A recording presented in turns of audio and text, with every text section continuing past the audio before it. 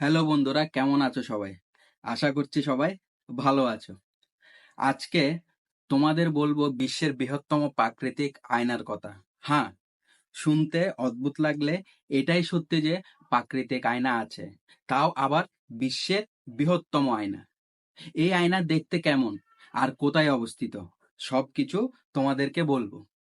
1969 সালের 20 June Neil Armstrong এবং Buzz Aldrin যখন চাঁদে তাদের ঐতিহাসিক পদযাত্রা করেন, তখন পৃথিবীর দিকে তাকালে তারা প্রথমে যে জিনিসটি দেখতে পান তা হলো একটি বিশাল সাদা দাগ, যা তারা প্রথমে বরফ বলে বিশ্বাস করেছিলেন। তবে দেখা গেল যে তারা যা দেখেছিলেন তার দক্ষিণ পশ্চিম বলিভিয়ার আলটি প্লানোতে সালার ডি ইউনি নামে একটি বিশাল আয়নার মতো লবণের চাদর ছিল। আসলে পৃথিবীতে এমন কিছু স্থান রয়েছে যেগুলো বাস্তব হয়েও অবাস্তব বলে মনে হয় আমাদের। বলিভিয়ার দক্ষিণ ও পশ্চিম অঞ্চলে অবস্থিত সালার ডিউনি তেমনি এক বিস্ময়কর ভূপ্রাকৃতিক রত্ন। এটি বিশ্বের বৃহত্তম লবণাক্ত সমতল ভূমি, যার আয়তন প্রায় 10,882 বর্গ কিলোমিটার। সমুদ্রপৃষ্ঠ থেকে এর উচ্চতা প্রায় 3,656 মিটার, অর্থাৎ আন্দেস পর্বতমালার এক উচ্চ মালভূমিতে এর অবস্থান। তবে চলো এবার প্রাকৃতিক আয়নার সৃষ্টি কিভাবে হয়েছিল সেই ইতিহাস জেনে নেওয়া যাক। সালার ডিউনি তৈরি হয়েছিল প্রায় 30,000 থেকে 40,000 বছর আগে। সেই সময় অঞ্চলটিতে ছিল একটি বিশাল প্রাগৈতিহাসিক হ্রদের অংশ, লেক মিনচিন নামে পরিচিত।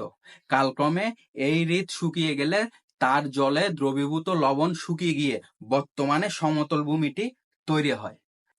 এর নিচে রয়েছে লবণের মোটা স্তর এবং তার নিচে রয়েছে লিথিনিয়াম সমৃদ্ধ কাদামাটি। চলো এবার জানবো বিস্ময়কর প্রতিফলন সম্পর্কে। প্রাকৃতিক সৌন্দর্যের সবচেয়ে আকর্ষণীয় দিক হলো এর আয়না। প্রতি বছর বর্ষাকালে অর্থাৎ ডিসেম্বর থেকে মার্চ মাস বৃষ্টির জল পাতলা একটি স্তর তৈরি করে সমগ্র লবণভূমির উপর। মসৃণ ও সমান ভূমির কারণে এই জলপৃষ্ঠে সূর্য, আকাশ, মেঘ, এমনকি মানুষ পর্যন্ত এত নিখুঁতভাবে প্রতিফলিত হয় যে স্থির দৃষ্টি দিয়ে তাকালে বাস্তব আর প্রতিবিম্বের তফাৎ করাটা খুব কঠিন হয়ে পড়ে। এই প্রতিফলনের পিছনে প্রধানত তিনটি কারণ রয়েছে। অত্যন্ত সমান পৃষ্ঠভূমি, পৃথিবীর অন্যতম সমান ও মসৃণ অঞ্চল। 2. সাদা লবণের প্রতিফলন ক্ষমতা, সূর্যালোক খুব সহজে প্রতিফলিত হয়। 3.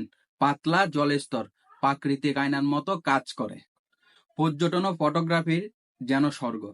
সালার ডিউনিতে সূর্যোদয় এবং সূর্যাস্তের মতো দৃশ্য অন্তত মনোমুগ্ধকর।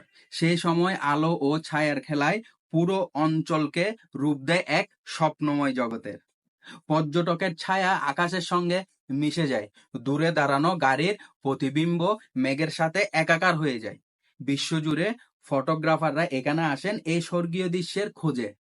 অনেকে আবার সৃজনশীল প্রতিফলনের মাধ্যমে অসাধারণ ভিজুয়াল ইফেক্ট তৈরি করেন, যেমন এক হাতে গাড়ি ধরা বা ছোট ছোট মানুষদের বিশাল দেখা যাওয়া, যেটি এই আয়নার প্রেক্ষাপটে সম্ভব। সালার ডিউনি বৈজ্ঞানিক গুরুত্ব। এই সমতল ভূমি শুধু পর্যটনের জন্য নয়, বরং বৈজ্ঞানিক গবেষণার জন্য খুবই গুরুত্বপূর্ণ। উপগ্রহ নির্ভর অবস্থান নির্ধারণে অর্থাৎ জিপিএস এই অঞ্চল ব্যবহার করা হয়, কারণ এর পৃষ্ঠ অত্যন্ত সমান। এখানে রয়েছে বিপুল লিথিয়াম সম্পদ, যেটাকে বলে বৈদ্যুতিক ব্যাটারির তৈরির প্রধান উপাদান, যা ভবিষ্যতে টেকসই শক্তির উৎস হিসাবে বিবেচিত।